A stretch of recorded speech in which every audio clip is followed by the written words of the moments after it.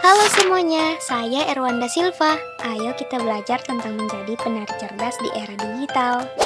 Banyak yang mengira belajar tari itu hanya soal menggerakkan tubuh di depan cermin sampai lelah. Padahal, penari yang hebat adalah mereka yang tahu cara mengelola informasi. Hari ini kita akan bahas bagaimana memaksimalkan sumber belajar di sekitar kita agar proses latihan kalian melesat 2 kali lebih cepat. Sumber belajar pertama adalah arsip digital. Jangan hanya menonton video TikTok berdurasi 15 detik. Masuk ke YouTube atau platform dokumentaris. Perhatikan detail gerakan maestro. Kedua, jangan lupakan literatur fisik. Memahami tarian bukan cuma soal estetika, tapi soal anatomi. Dengan membaca sumber tentang biomekanik, kalian bisa tahu otot mana yang harus dikunci saat melakukan pirouette. Agar tidak cedera, belajar tari tanpa teori itu seperti menyetir tanpa foto. Ketiga adalah feedback sosial. Jangan simpan tarianmu sendiri. Rekam latihanmu, kirim ke mentor atau diskusikan di forum komunitas penari. Kadang mata orang lain bisa melihat kesalahan posisi bahu yang tidak disadari oleh mata kita sendiri depan cermin. Ingat, sumber belajar ada di mana-mana, di layar ponselmu, di buku, dan di teman-teman sekitarmu. Kuncinya adalah rasa penasaran, jadi sumber mana yang akan kalian buka hari ini?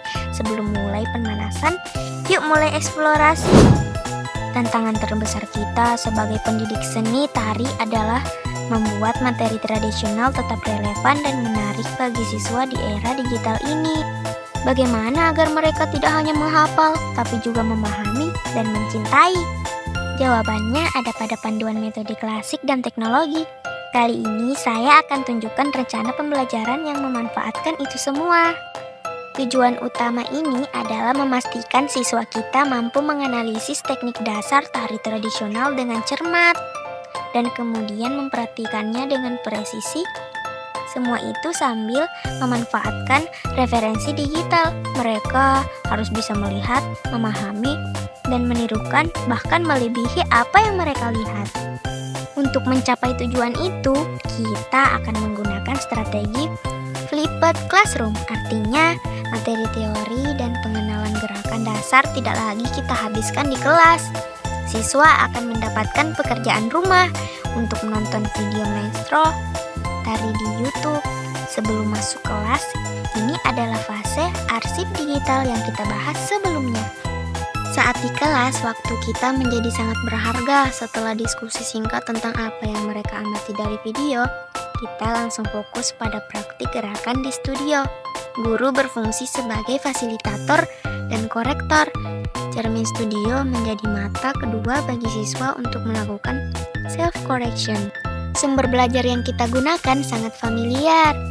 Video YouTube Maestro sebagai referensi utama, buku paket seni budaya untuk pemahaman teoritis, dan tentu saja cermin studio sebagai alat bantu visual.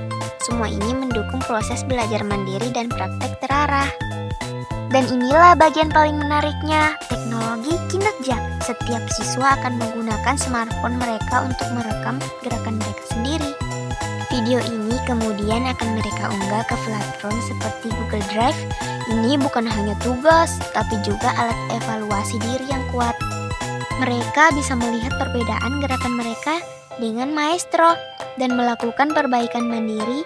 Ini menumbuhkan kesadaran diri dan kemandirian belajar. Sekian pembelajaran hari ini. Terima kasih teman-teman. Bye-bye.